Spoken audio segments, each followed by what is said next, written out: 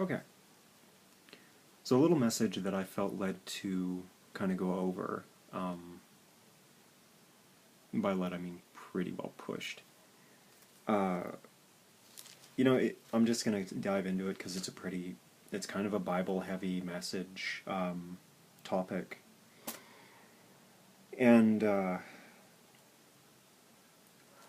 so it's this point about... I've heard a lot lately about doctoring the gospel, about changing it to fit the mold of the people and or the world around you. And there's a validity to that when it comes to analogizing it, trying to explain that to people, trying to kind of meet them where they're at. But at the same time, there is a very fine line between... There's a very fine line between meeting people where they're at, explaining in a way that helps people understand, analogizing it, putting it in metaphors. There's a fine line between explaining the gospel and compromising it. And oftentimes I think people fail to make a distinction in that. They justify themselves by saying that, they're doing this for God, or they're doing this to save souls. Now there's an interesting little thing with this in the scriptures, in particular with Paul.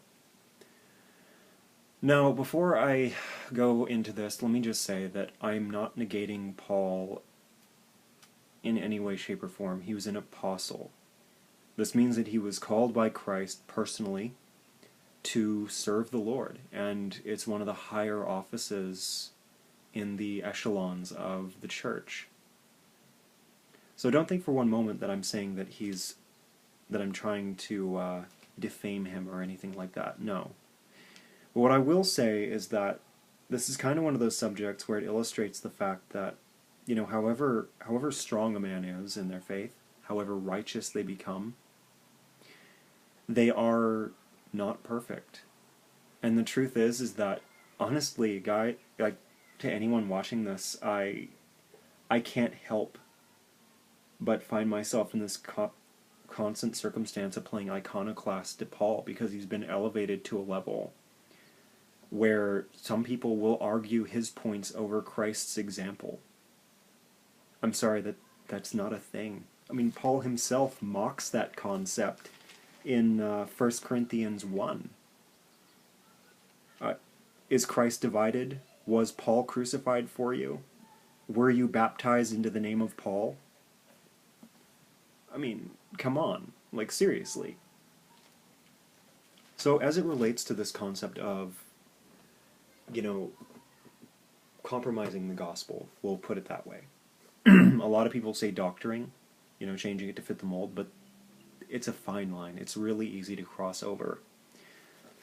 So what I've felt led to bring up in particular was the infamous sermon on Mars Hill. Now this is where it wasn't a sermon at all. On the contrary, what it was Paul went up to Mars Hill, where the Greeks gathered in Athens, to discuss Christianity, to discuss following Christ, or following the way. I don't remember quite how they phrased it back in those times. But he went up there to debate Christ versus their gods. And there's an interesting thing that happened, is that when he went up to Athens and he shared the gospel in the way that he chose, which was to debate with the Stoics and the Epicureans, along with some of the other people up there debating the gospel, after places like in Philippi, there were people saved. In Berea, there were people saved. In Thessalonica, there were some people saved there too. It's just that, throughout all the course of Paul's journeys, there were people saved. But in Athens is the one where he became like a Greek, as many people would phrase this. And a fascinating thing happened. Nobody. There were a few people that got saved, but for the most part, nothing.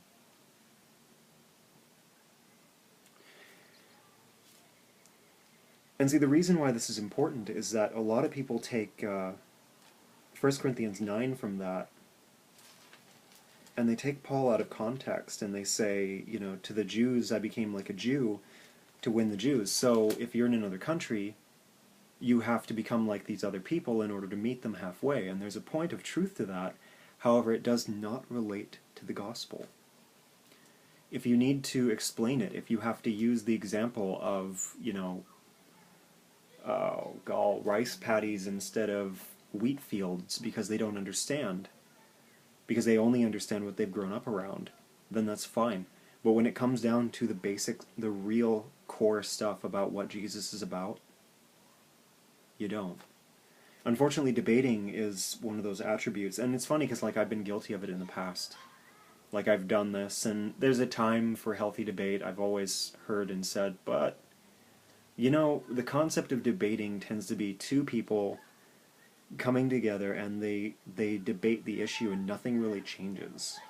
You know, this isn't a matter of somebody coming and trying to learn. I mean, growing up around kind of the scientific field, that's what a lot of debate was it was kind of a, you know, this is what I know, well, this is what I know, here's the evidence. And it was something that actually worked to build people up. But when you see people debating Christianity or religion in general, especially in places like Facebook or YouTube comments, oh my gosh, yeah, they're not debating. This is an argument. Nobody's learning anything. It's evidence being thrown up and nobody cares.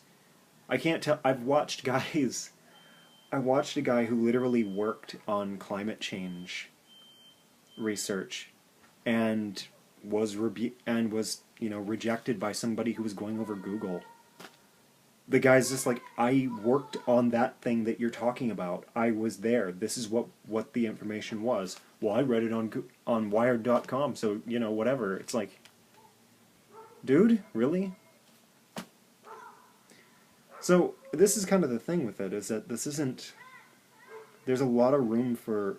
There is kind of a place where this can be beneficial, but for the most part, it's not. Most people, it's just fighting.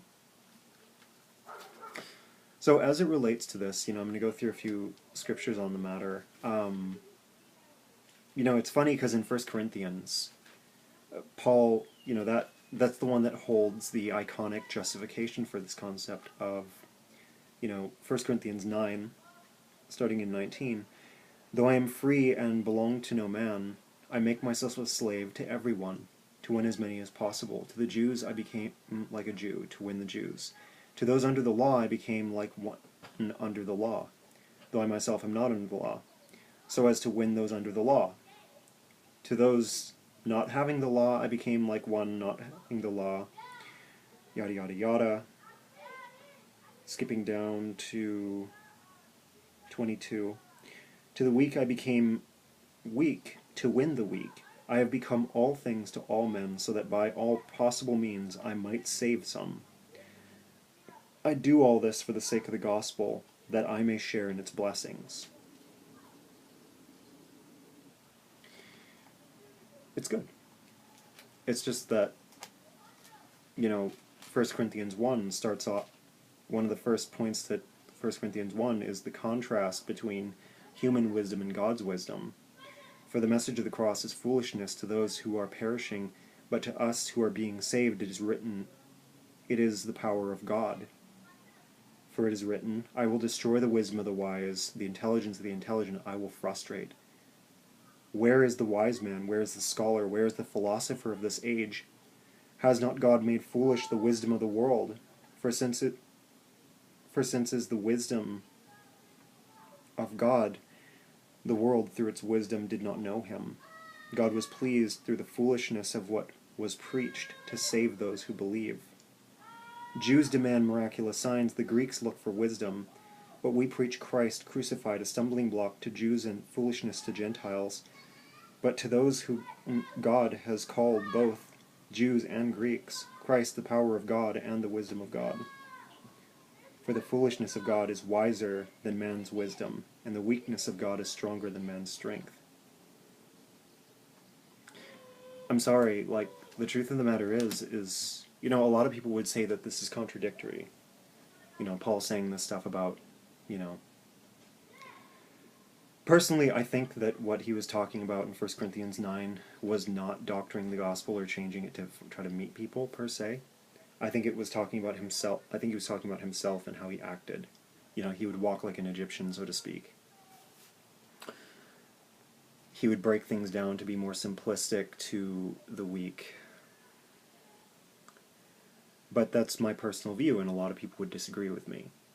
So, moving on from there, to kind of further this point about, obviously, if it was in fact that Paul was saying that he, works with the gospel in order to manipulate it, twist it a little bit, tweak it to aim for a particular audience, that's all well and good. But the problem with that is that, he negates that in the first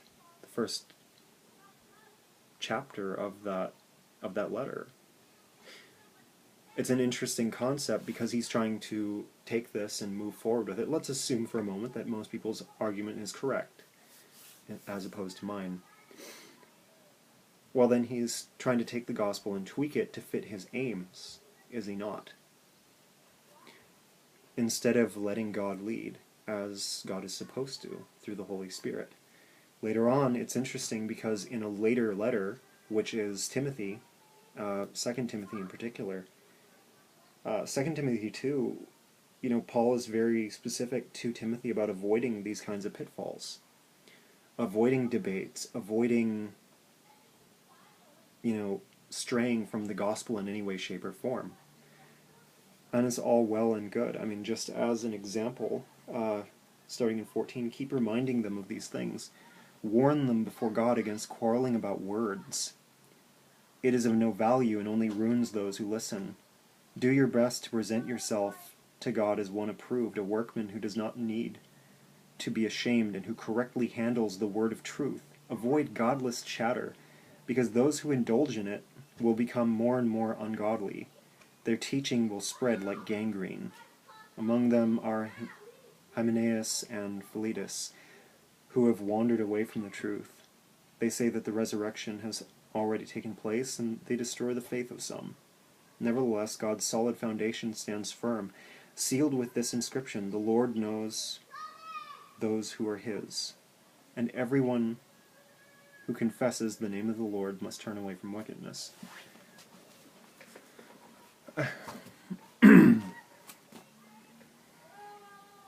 So, Paul's calling Timothy to not debate, to not stray from the gospel here. And there's more. This is just kind of a little window into it. But see, the prime example of this is always as it relates to Jesus, because that is who we're called to follow. I'm sorry, Jesus didn't mince words in the gospel. I think it's John 6. John 6 is one of my favorite chapters, and it's only for this reason. The message was very clear. Jesus came in and he preached at the end of John 6, after feeding the 5,000, they come back looking for food, and he preaches a very, very distinct gospel message, and that is that they need him every day. Now he uses the terms, you must eat my flesh and drink my blood, for my flesh is real food and my blood is real drink. He doesn't paint this in any way other than being the most blatant and clear exemplification of what is required. See, the truth of the matter is, the gospel doesn't change for society. God doesn't change for society. Society may move in any particular direction. People in general, as it always has been, are kind of confined to this concept that what is new is better. Or, what is old is better. We're never in between. We don't look at this and say, well, this works and this doesn't. We always end up going to extremes. God doesn't.